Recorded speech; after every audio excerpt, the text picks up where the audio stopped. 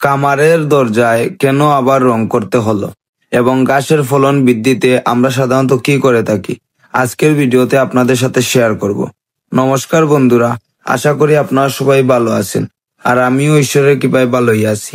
আমি কামার ও কৃষি সম্পর্কিত ভিডিও আপনাদের সাথে শেয়ার করে থাকি।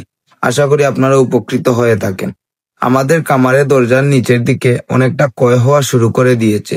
অনেকদিন ধরে ভাবছিলাম যে এটা রং করব, কিন্তু করব বলে আর করা হয়ে উঠতেছে না।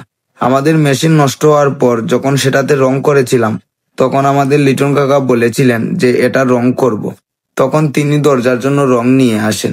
যেহেতু কাকা প্রতিদিনই কাজ থাকে, তাই তিনি শুক্রবারে বাড়ি থাকেন। তাই তিনি বললেন যে শুক্রবারে কাজে লাগবেন। শুক্রবারে সকালে এসে তিনি প্রথমে শীষ কাগজ দিয়ে ভালো করে ঘষিয়েছিলেন। যেহেতু এটাতে আগে থেকেই রেড অক্সাইড মারা ছিল, তাই তিনি প্রথমেই রং করা শুরু করেন।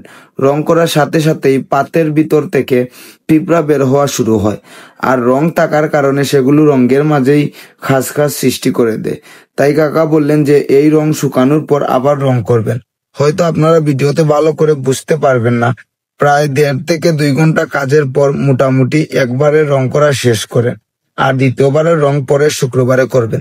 যাই হোক, রং করার পর দরজা দেখতে অনেকটা সুন্দরই লাগছিল, একবারে নতুনের মতোই হয়ে গেছে। আর একটা কামার পরিচালনায় যে আরো কত কি লাগে তা বলে বোঝানো যায় না। যাই হোক, রং করার কাজ শেষ করার পর আজ বিকালে আমরা ঘাস কাটার জমিতে সার মারবো। আমাদের জমির 2টা পাটের ঘাস কাটা শেষ, কিন্তু সার মারা হয়নি। শুধু অপেক্ষা করছিলাম যে যদি বৃষ্টি দেয় তাহলে মারবো। আগের দিন রাতে বৃষ্টি হয়েছিল আর জমিতেও পানি ছিল, তাই সার মারাটা এখন কার্যকরী হবে। আর বৃষ্টি না দিলে আমাদের আরো 1500 টাকা খরচ করে পানি দিতে হতো। যাই হোক, এটার আর প্রয়োজন হয়নি। আমি যেতে পারিনি সার মারতে। অভি আর জয় সারটা প্রয়োগ করেছিল। আমি বাড়িতে কামারের কাজ করছিলাম। আর আপনারা যারা আমার ভিডিও প্রথম থেকে দেখেন, তারা জেনে থাকবেন আমরা আমাদের ঘাসের জমিতে 2 ধরনের সার ব্যবহার করে থাকি। একটি হলো ডিএপি আর আরেকটি ইউরিয়া।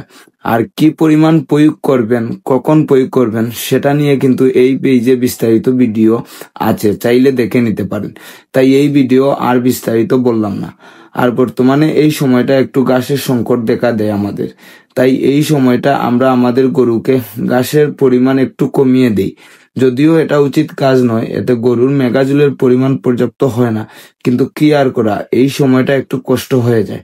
দেখা যাক, যদি সামনে আমরা কিছু জায়গা পেয়ে থাকি তাহলে এই সমস্যা কাটিয়ে উঠতে পারবো। যাই হোক, সবাই ভালো থাকেন, সুস্থ থাকেন। হর হর মহাদেব।